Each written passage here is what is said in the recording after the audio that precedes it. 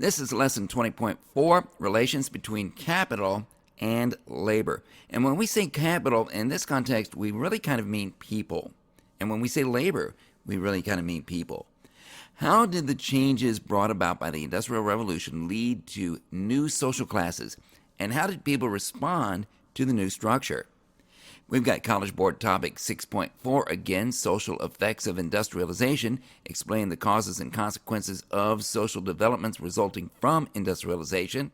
This first paragraph we've seen before. In industrialized areas of Europe, i.e. Western and Northern Europe, socioeconomic changes created divisions of labor that led to the development of self-conscious classes, including the proletariat and the bourgeoisie.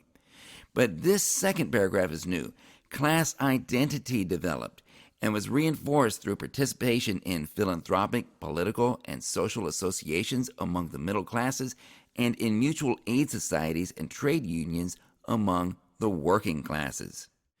Time frame still 1780 to 1850, mostly in England, Wales, and Scotland. Key concepts of relations between capital and labor. Today we're going to learn about the capitalist/factory owners, class consciousness, the British labor movement, labor unions, the British government's role, the Chartist movement, the Combination Acts of 1799, the 10 Hours Act of 1847, the repeal of tariffs, and the role of slavery. Key people of relations between capital and labor. We've got Robert Owen, 1771 to 1858. Then we also have Andrew Urey, Edwin Chadwick, and Friedrich Engels. Intro. There were four patterns that we see in the relationship between capital and labor during the Industrial Revolution. A. Factory owners joined merchants and professionals to expand the middle class. They were stationed below the aristocracy. They were wealthy through enterprise rather than through land and agriculture. B. The interests of the middle class often conflicted with the interests of the working class. C. Observers began to comment on these changes.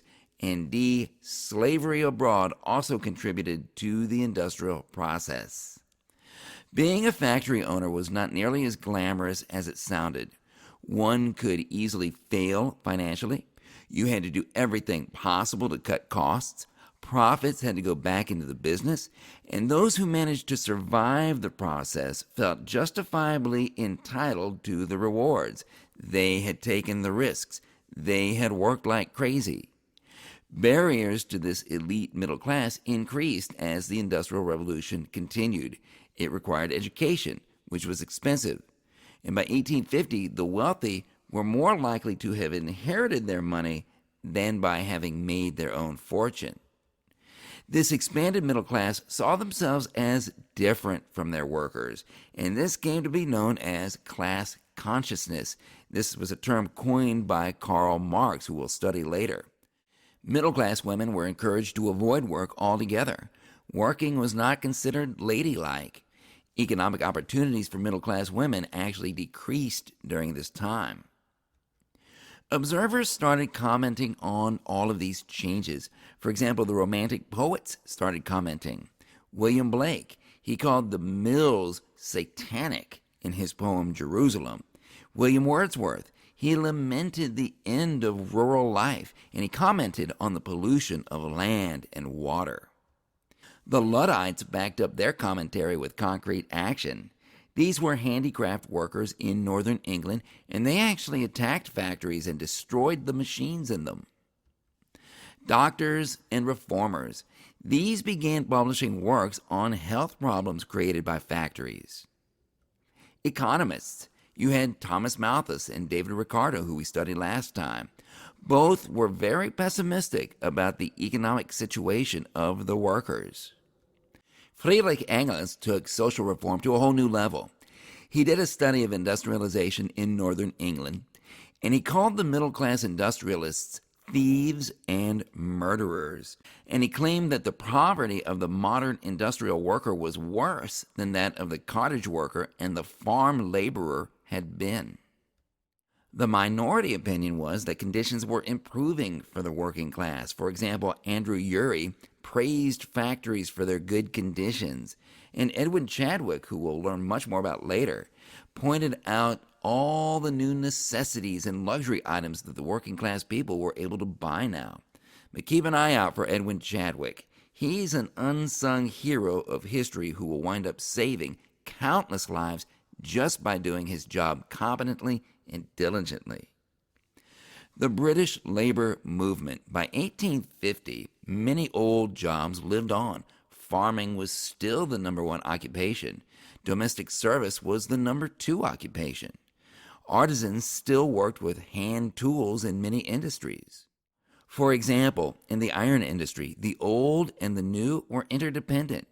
You had the newer iron works where the iron was made and rolled, and these had become highly mechanized and they employed thousands of workers.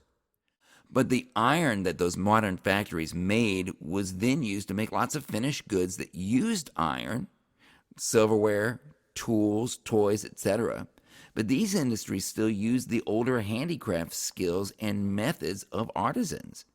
And these smaller shops employed smaller numbers of workers. The British government's role. Statesmen, along with the wealthy middle class, strongly believed in Adam Smith's liberal economic principles.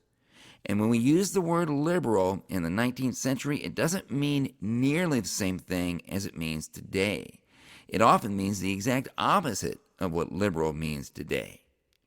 Liberal referred to ideas that gave freedoms and privileges and advantages to capitalists, in other words, factory owners. Back then, liberal meant such things as laissez-faire, free enterprise, no guilds, no unions, which they saw as guilds in disguise. The invisible, unseen hand that we've talked about. And this all is often referred to as what we call classical liberalism. This liberal-biased parliament passed the Combination Acts of 1799, and these acts outlawed labor unions and strikes, and these laws were resented and ignored by craft guilds and unions. Many unions formed anyway. Many unions also held strikes anyway. So the Combination Acts were eventually repealed later in 1824 because Parliament couldn't enforce these acts. In addition to the Combination Acts of 1799, this, quote, liberal Parliament also eliminated old laws that regulated wages and working conditions for workers and apprenticeships. In response to these deregulations, aggressive capitalists then flooded these trades with non-union women and children. Capitalists, and when we say capitalists, we mean factory owners, had much more power and control over non-union women and children than they had over union men. These workers did not have the protections that came with union membership. Unions eventually became an accepted part of the industrial scene. Robert Owen, our successful Scottish industrialist, he experimented with cooperative and socialist communities, as we will see a little later. In 1834, Robert Owen helped organize the Grand National Consolidated Trade Union. This union eventually collapsed, and it was replaced in 1851 by the Amalgamated Society of Engineers. Working class influence on the government. This began with the Chartist movement, and this movement sought the right for all men to vote. Such an idea would give working class people more control over public policy as well as over their own lives. Workers also campaigned for a limited hours workday. In response, Parliament eventually passed the 10 Hours Act of 1847. Parliament also eliminated tariffs on wheat. These tariffs had been passed in Parliament by its wealthy class members. They had done this for one reason, to raise the money they were getting for their own grain. Remember that tariffs protect home industries, and in this case, it was wealthy landowners from foreign imports. Working class people were vitally interested in this issue because tariffs were taking money out of their pockets and giving it to wealthy landowners. How did slavery help the Industrial Revolution in Britain? Vestiges of mercantilism. There was a demand for something to trade in exchange for those slave produced commodities like cotton and sugar and tobacco and rum, etc.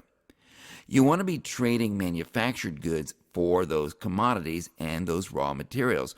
Otherwise, you're going to have a trade deficit. And this meant that cash would be leaving your country, and that meant that much needed industrial capital would be leaving your country. So the desire to avoid that situation stimulated the Industrial Revolution. The British slave trade also led to Britain's developed banking system. The same banking system located capital, which funded industrial development. Profits from slavery provided taxes for government projects such as canals and roads and railroads, etc. And these projects stimulated economic growth and employment. They also provided essential infrastructure for moving raw materials and finished goods around. Britain eventually abolished slavery. They outlawed the slave trade in 1807, and they outlawed slavery in all territories in 1833. However, these measures did not stop the Industrial Revolution from benefiting from slavery. For example, British textile manufacturers simply bought cotton from slave-driven cotton plantations in the U.S.